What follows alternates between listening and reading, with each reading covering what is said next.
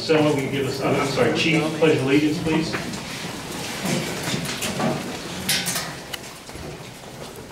I pledge allegiance to the flag of the United States of America and to the republic for which it stands, one nation, under God, indivisible, with liberty and justice for all.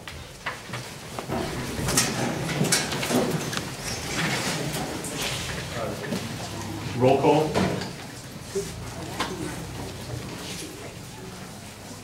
Alderwoman Sanders. Present. Alderman Vallington. Here. Alderman Carmody. Here. Alderman Sparks. Here. Alderman Wright. Here. Quorum's present.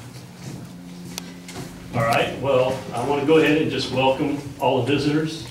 I hope you like the new setup with the chambers, moving it around, making it more open, and hopefully allowing more room for more visitors more frequently. We'd like to see more people show up to these meetings and take part in our city government. And just so everyone's aware, I did have a resignation from the planning and zoning. So at the next board meeting, I will be providing a nomination for that, as well as for my seat. So I will be meeting with each alderman to give you some names that we've been discussing, and that way we can come up with a proper nomination and appointment next meeting on the 14th of February. And now we'll go ahead and get started with the coalition, provide their presentation, and then afterwards we'll open it up for public comments. That way people can have time to review and see this presentation and we'll be able to speak to it. So Hap, if you want to go ahead and let's get started, we can get this set up and we'll move and start the meeting.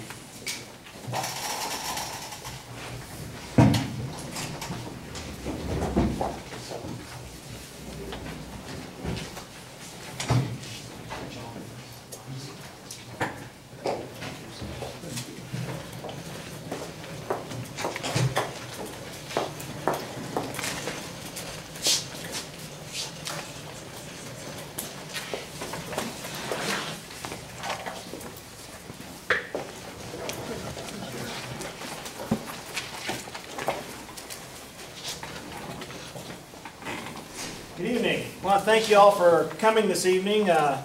This is a very important night and a very important presentation we're here to make to the community. We're going to start off tonight with our 2010 audit with Sonny Evers from Evers & Company, and he's going to give us a little update on that. Sonny? Thank you, Mike. Okay, you board members all should have a copy of the report. And those of you who have seen me do this before know that it takes about an hour and a half. But tonight it's only going to be about 20 or 25 minutes because you have quite a lengthy agenda. So I'm going to hit some highlights. After you've had a chance to read through the reports, call us if you have questions. You can ask for myself, ask for my partner, Joe Moore, or our audit manager, Wendy. And, you know, I've told you many times, call if you have questions. We're serious about that, so do call us for anything you don't understand. We'll help you understand it. So, first thing, let's look on page 1.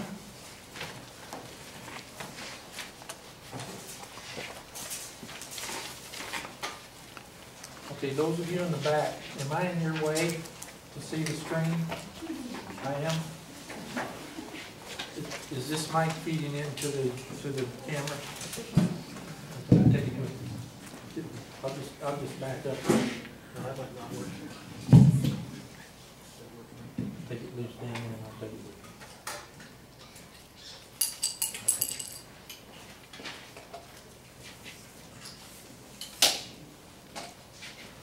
Is this any better? Sonny, you just, why don't you just Sit down. sit down in the way? Unless you want to. There's too much going on.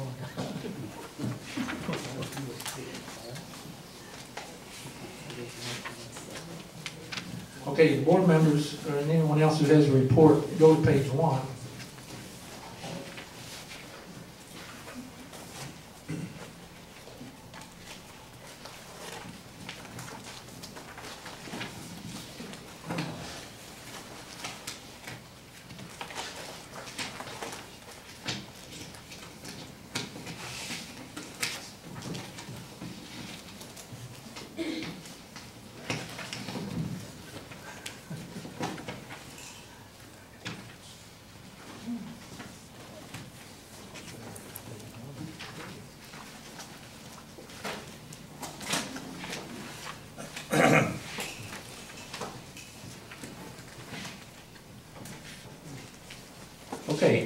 at the top of the page, it says Independent Auditor's Report. Now, what I have on the screen is the third paragraph of the entire report. The entire report is 5 very wordy paragraphs. I'm going to walk the board through the first 3. The other 2 are in regard to the federal audit requirements, and I'm not really going to get into that tonight.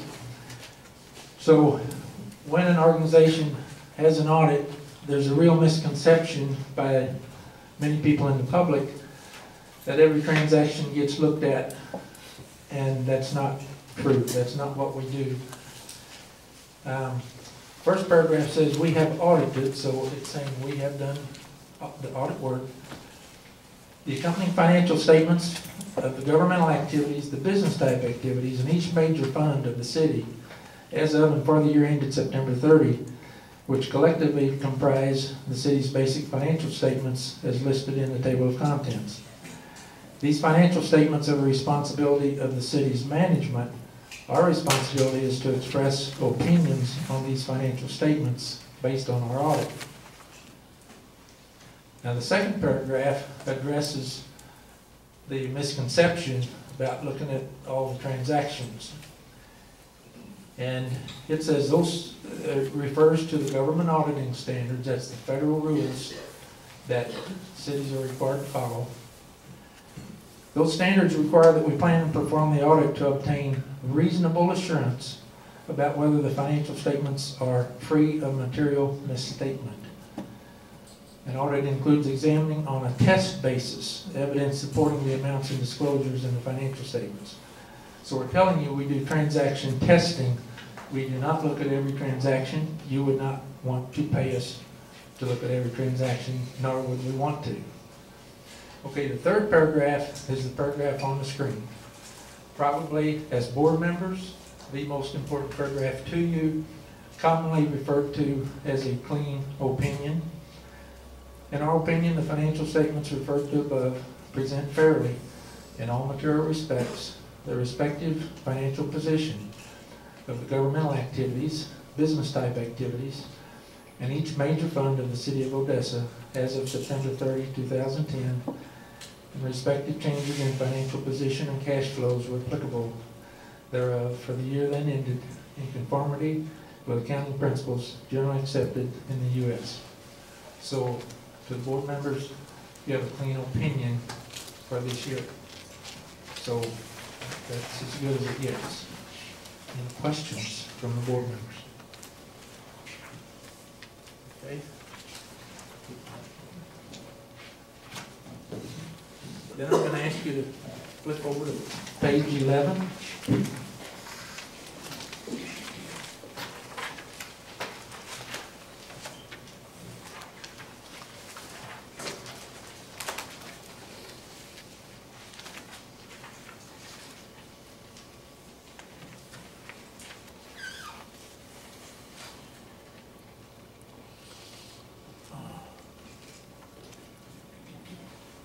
The pages immediately preceding page 11, I think it's from 3 through 10, is what's referred to as the management's discussion and analysis.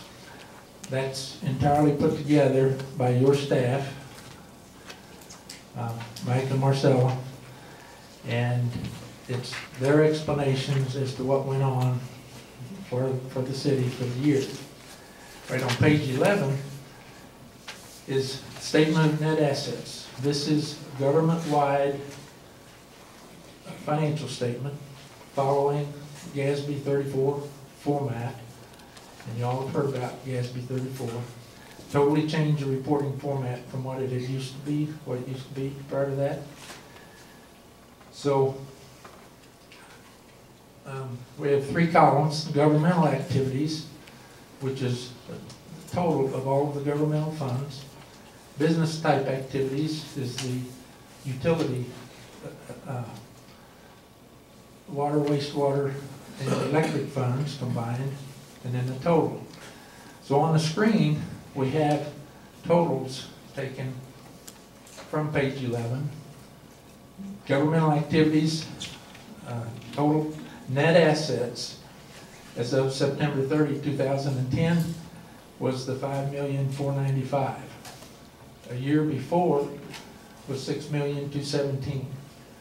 So we have a decrease in the net assets for all of the governmental funds combined of the 722,000. The business type activities, we have an increase in net assets of the 548,000.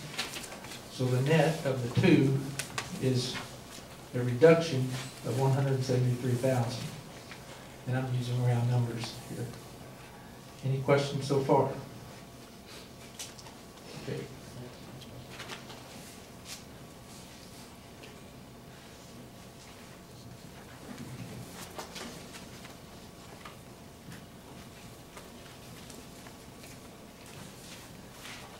Okay, then let's go over to page 14. Page 13 is the balance sheet, as we used to call it, for all of the governmental funds. And here on page 14 is what we used to call the income statement, now statement of revenues, expenditures, and change in fund balance for all of the governmental funds. If we look at the general fund, at the very bottom, we see fund balance at the end of the year, $294,000. That's September 30, 2010. Up on the screen, I have September 30, 2009.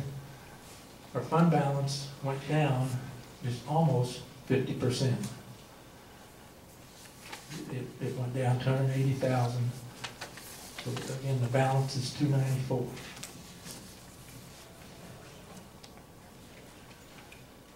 Okay, on page 14, under the expenditures for the general fund, and I'm really just concentrating on the general fund because that's the big fund, that's where so much of your money goes through, and yet that's the one fund that the board really does have some control over. Some of the other funds the board has pretty minimal control over. So those of you with a copy of the report on page 14, about the middle of the column on the left, general fund, expenditures, total expenditures, $3,021,000. On the screen I have a little schedule. I divide that by 12 for 12 months. Gives an average spending per month, $251,000. Our fund balance that we just talked about is $294,000. We've got, as of September 30th, we had just a little over 1 month of spending in our fund balance. That's seriously low. In the past, I've suggested try to maintain it not below 3 months. 3 to 6 is good. More than 6 is pretty unusual, but wonderful. So your general fund balance is really low.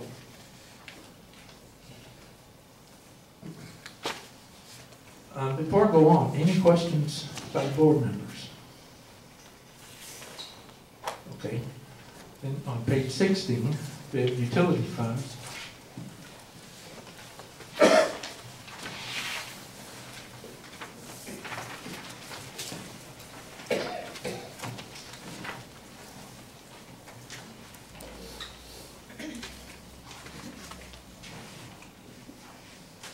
Okay, on the screen I refer to the current ratio. That's the relationship of the total of the current assets with the total of the current liabilities. Any banker looking at a loan customer, this is one of the things that the banker watches. And any small businessman also should be watching this. Bankers don't like to see the current ratio get smaller than 2 to 1 for most businesses. Some businesses are different than that, but most, they want to see at least a 2 to 1. For the electric fund, we have 11.9 to 1. Very healthy. That's a very good position. The water fund is 61 times rather than 2 times. They're again very healthy. The sewer fund wastewater is down to 1.5. That's getting pretty low. And a lot of that's driven or a result of the debt levels that's within the sewer fund. Any questions from the board?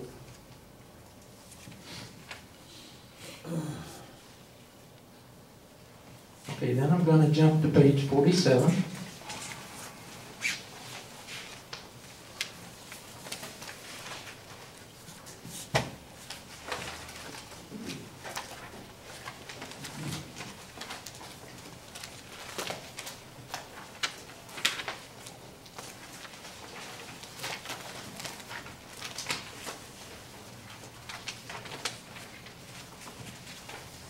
Okay, in your booklet on page 47 is a schedule that on the screen I only have 2 columns, the date column and the middle column titled Unfunded Accrued Liability. This is in regard to the retirement plan. The City of Odessa participates in the Missouri Local Government Employees Retirement System. It's been around for quite a few years, probably 40 years or more. Anyway, the retirement plan has its own formulas and comes up with how much to bill the city based on the city employees, ages, how long they've been with the city, prior service costs, if any, from before the city joined loggers. Pretty complicated formula. Anyway, one of the things that gets monitored is how much is the city's portion of loggers' investment portfolio, and how much debt is there to the employees of the city should they retire. So in your column A, actuarial value of assets, that's what the city's portion of loggers' portfolio was, and the date of this report, Loggers has an actuarial report done in February, and so this is backed up to the previous February.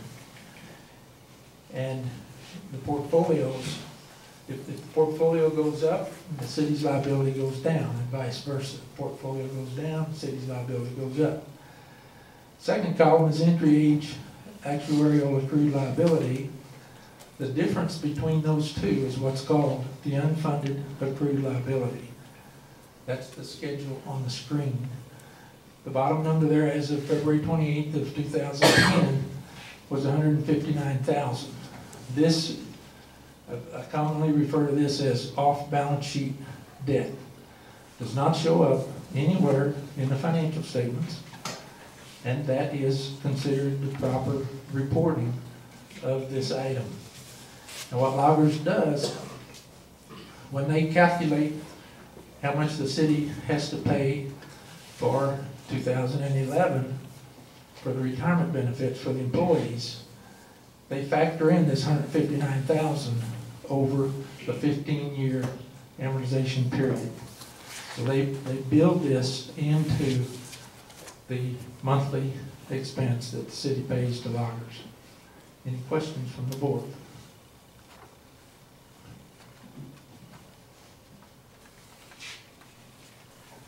Okay, page 48 and 49 is a budget comparative report. Page 48 general fund, page 49 park fund.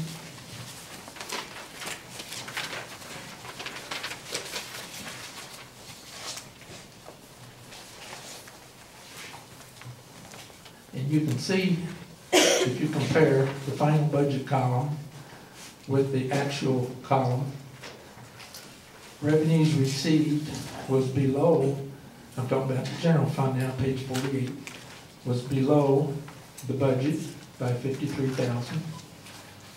And the detail of the line items is there, you can see. The expenses were above the budgeted amount by roughly $53,000. Probably coincidentally there that the two came so close. But the point I want to make for you all is that you understand budgets are a management tool. They're a working management tool, And as the year goes along, as you know, you've got new projects you're gonna be having to do. You know revenue's gonna be up, or you know it's gonna be down, or you know expenses are gonna be up or down. Adjust your budget.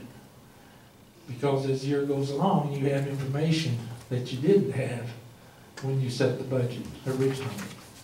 So amend the budgets as the year goes along and truly use it as a working tool to help you all better manage the finances of the city.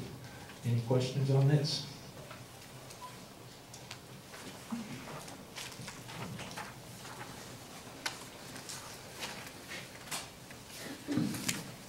Okay, we'll go to page 58.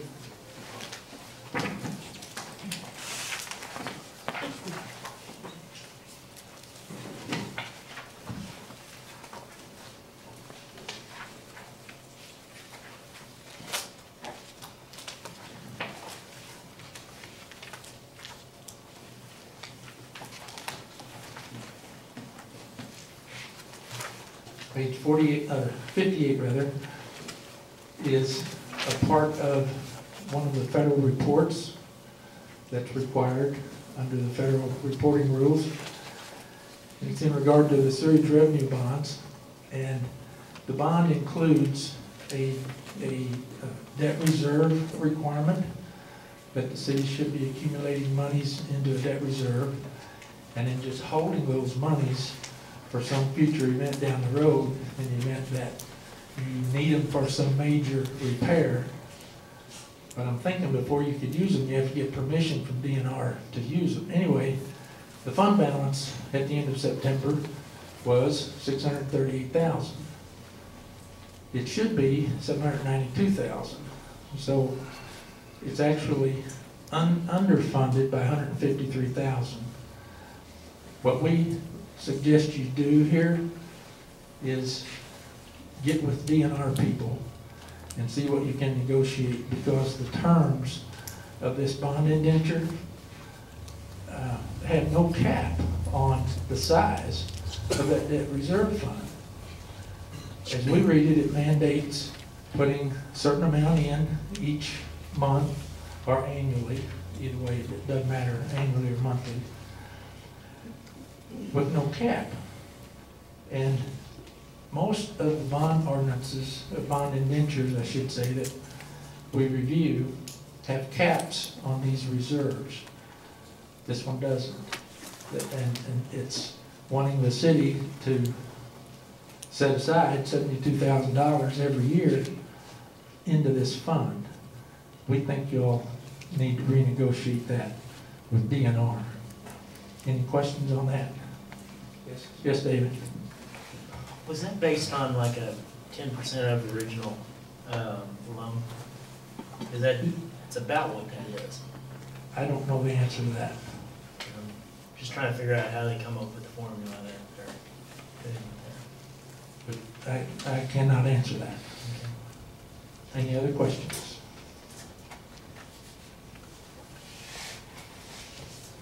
Okay, that concludes my planned presentation. Any other questions from the board?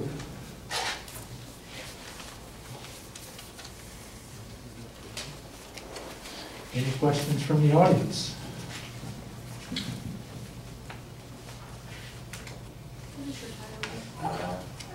I'm a CPA, Sonny Evers and Company, CPAs, Jefferson City.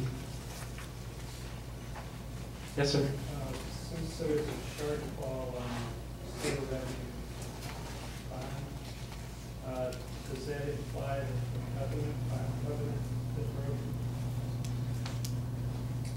I'm not going to answer that. I would let the attorney perhaps answer that, but the way that you're referring to the debt reserve requirement, Yeah.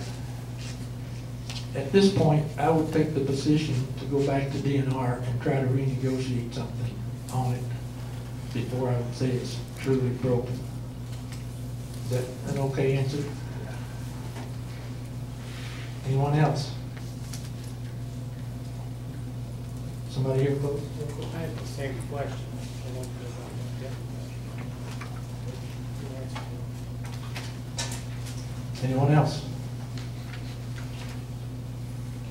Okay, this One more concludes. question. Yes, David? Sorry. It's about the same subject. What you did say, the DNR is looking for $72,000 per year with no cap on the reserve, right? That's what I said, yes. And so, I know that you don't know how they come up with it, but how do we know they're looking for $72,000 a year? I mean, how did they arrive at that number? I don't. I think get out your debt contract with them and read that, and then just go from there, okay? And I'm thinking Michael Marcel is gonna speak to that later. Or somebody is. Okay, well, good, thank you, and, yeah, I'm sorry, I was just trying to get a handle on how that worked. Okay, most of the bond indentures that we've read over the years, and I've read a lot of them, they'll say, put in X amount, whether per month or per year, doesn't matter, until it reaches the cap, or until the debt balance gets below a certain number. This one is open-ended, completely open-ended, is what I understand. So hopefully y'all get something figured out on that. Thank you. Any other questions? I'd like to thank you for having us as your auditors. And as I said when I started, if you have questions, as the year rolls along, call us. Okay? All right, thanks again.